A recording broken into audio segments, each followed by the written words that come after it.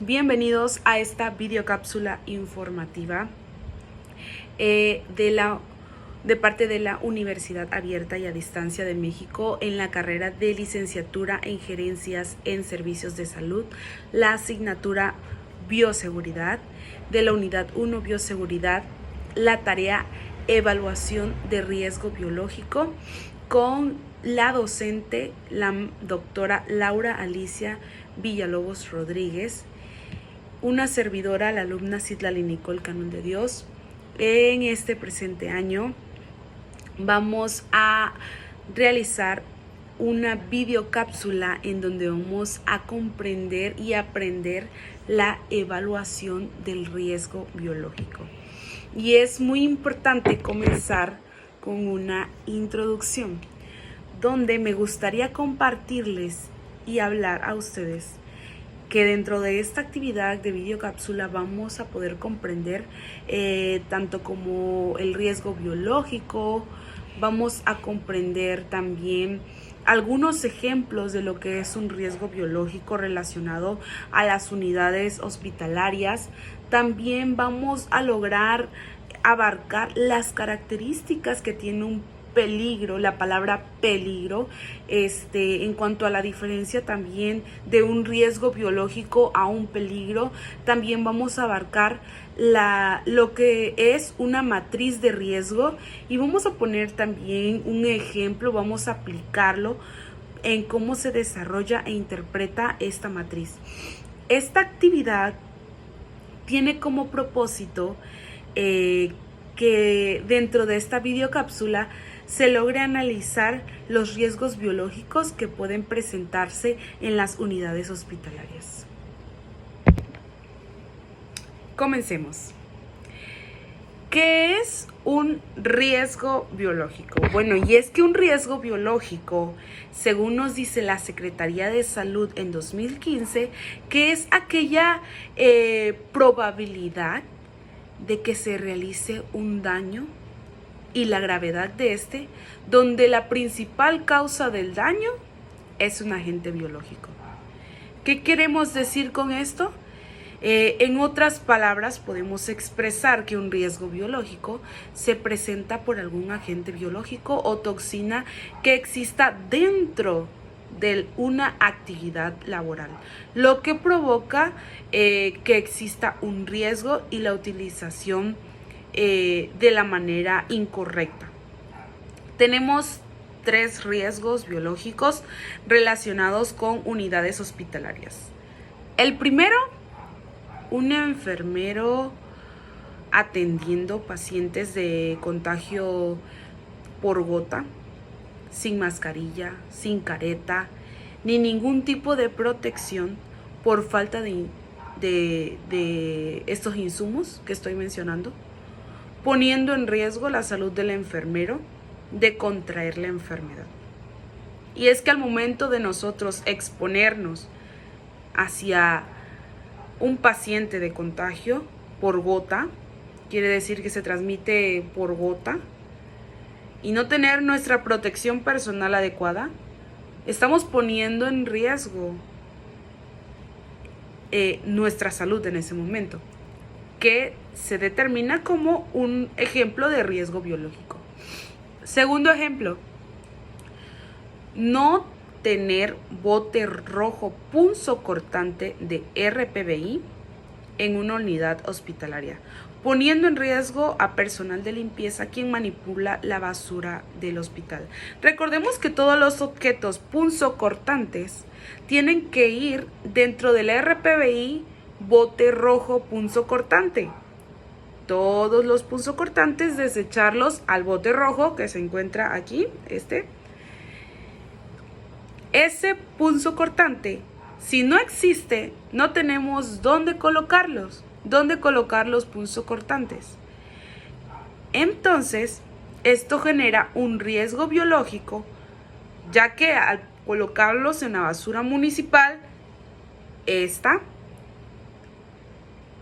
contraemos el riesgo de que la persona de limpieza que vaya a levantarlo ocasione algún accidente, teniendo como consecuencia un riesgo biológico. Tercer ejemplo, no tener insumos en una unidad como un catéter de bioseguridad. El catéter de bioseguridad es esto. Especial para pacientes cuya transmisión se puede dar por el contacto de sangre, generando riesgo para el personal de salud que tenga que canalizar a estos pacientes. Si yo no canalizo con este catéter de bioseguridad, va a existir un riesgo biológico porque me voy a poder contagiar con este a través de algún accidente. Otro punto a tomar son las características de un peligro. Me gustaría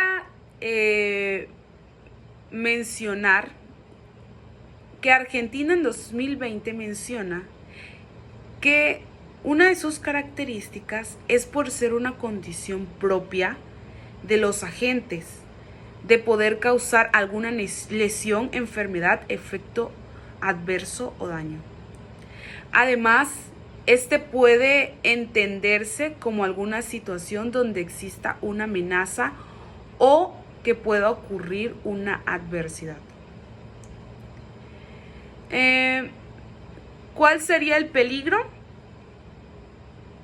El catéter, por ejemplo. El catéter con sangre.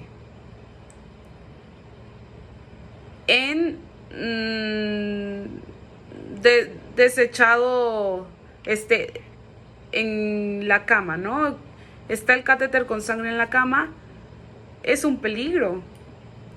¿Cómo podemos sustituir ese peligro? ¿Cómo podemos detener ese peligro? Colocando el catéter, que es de peligro, en su lugar de bote rojo punzocortante de RPBI adecuado que tiene la unidad. En ese momento estamos contrarrestando el peligro, que es el agente que puede causar alguna lesión, enfermedad, efecto adverso o daño. Por último,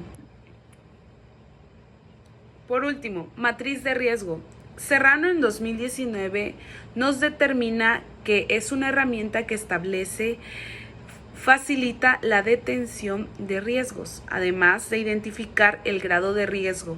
Por otro lado, este será útil para una buena gestión de riesgos y de recursos, donde finalmente se mida cada uno de los riesgos que se puedan presentar.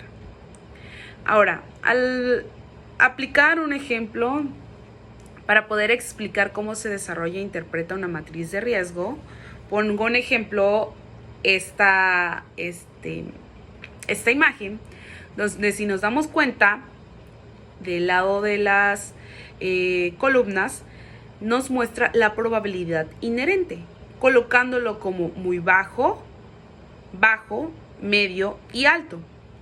Y dentro de las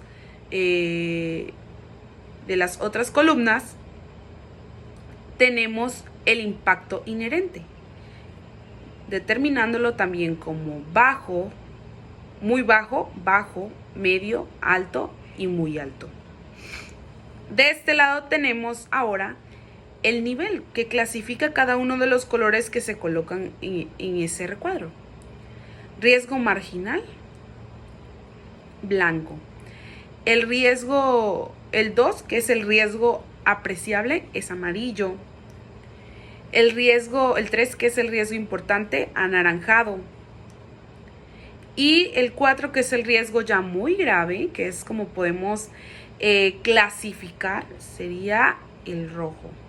Entonces, un ejemplo, que un enfermero no use su protección personal al momento de entrar a cuidar a un paciente con precaución por gota, su riesgo de contagio sería importante. Y lo colocamos de esta manera. Eso sería todo. Muchísimas gracias por prestar atención. en esta videocápsula. Nos vemos hasta la próxima. Adiós.